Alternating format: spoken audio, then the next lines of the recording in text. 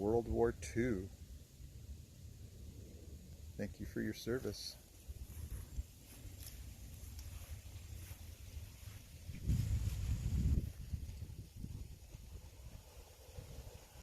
Okay, I've wanted to do a video like this for a long time.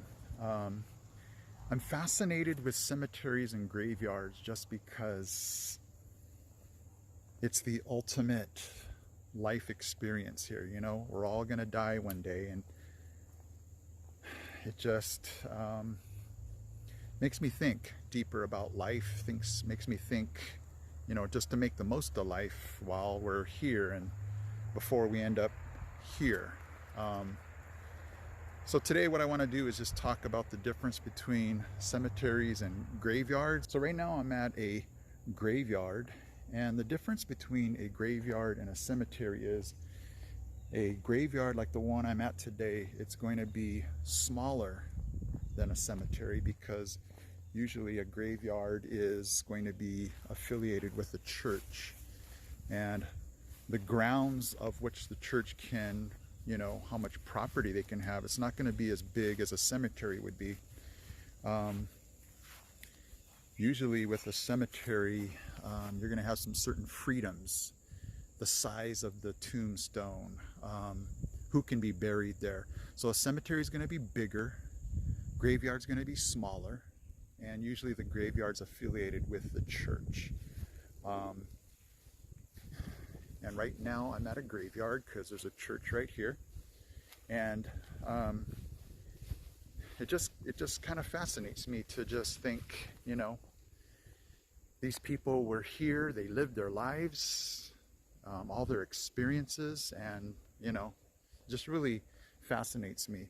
So today what I want to do is just take a look at some of the people that are buried here, the history behind them. So let's go ahead and take a look.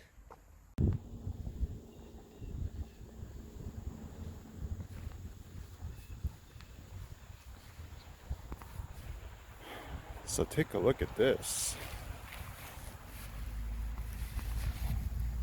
1898 to 1958. Wow.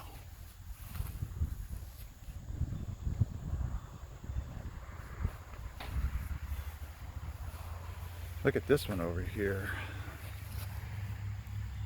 1893 to 1974.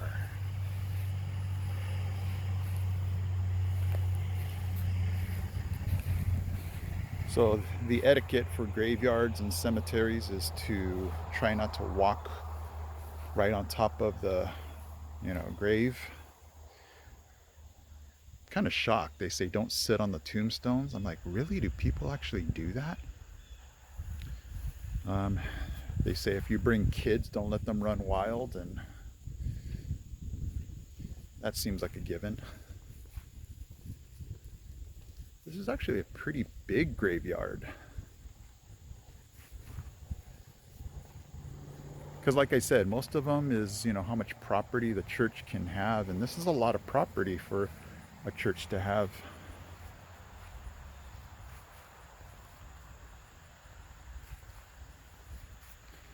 Some of these just don't even have any inscription, no name.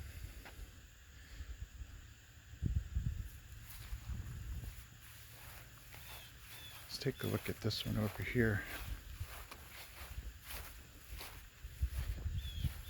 1878 to 1918. Wow.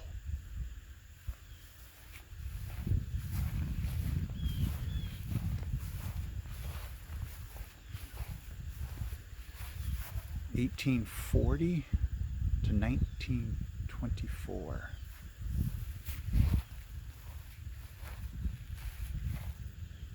What happened to that one?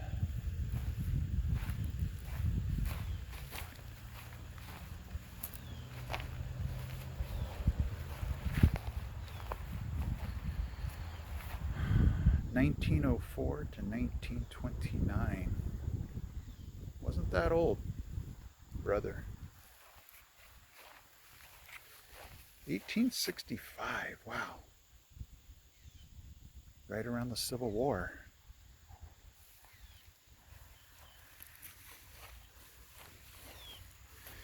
Another thing they say is don't come here after hours, or when it's closed. That's kind of something I'd probably stay away from.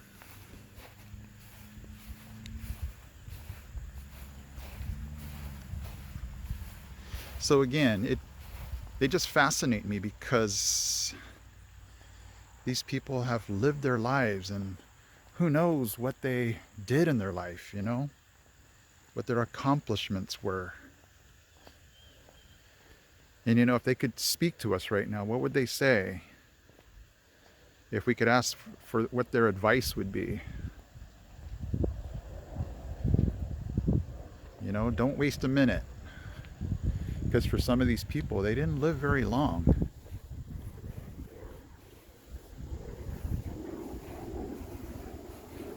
But then again, there's people like this that lived quite a long time. 1912 to 1995, 83 years old. 1987, born in 1911, so what is that, 76 years?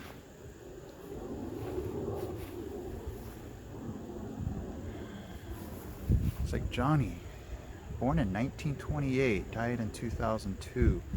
So it's just amazing to think what all these people saw, what they went through.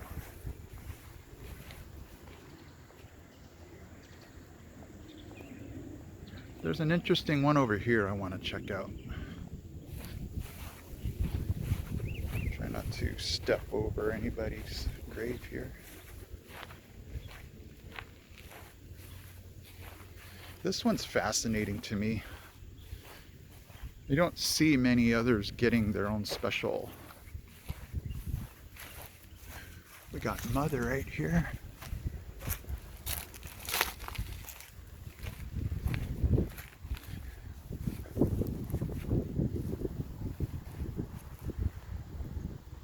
Special enclosed one right here.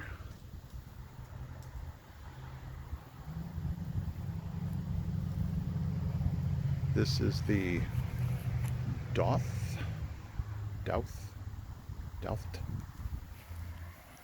It's kind of interesting that they're the only ones, if you look around this whole graveyard, the only one that seems to have their own enclosed one right here.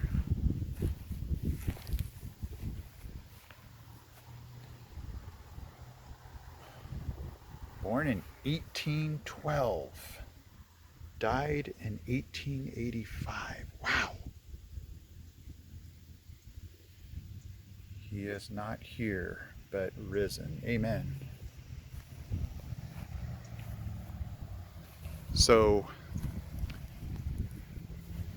the one thing, again, that's different from a cemetery and a graveyard is, if you notice all the tombstones, other than that one that we just saw, they're going to be very precise. Like, you don't see any giant tombstones, and that's one thing that a cemetery would have, because they say that a cemetery would be more secular. You can get away with more things at a cemetery because it's not affiliated with the church, so you're able to just have more freedoms in what you would have for a tombstone or headstone. But just an interesting place. There's so much history. I love history, and the history here is, you don't really know, other than the fact that they have dates of when they were born and when they died. But did they fight in World War II? Mother, father, did they have children? How did they die? It's just fascinating to think. This is the ultimate graduation, These people have moved on and have experienced something that everyone's going to go through, but it's the ultimate life experience, I guess it makes me just think about my life,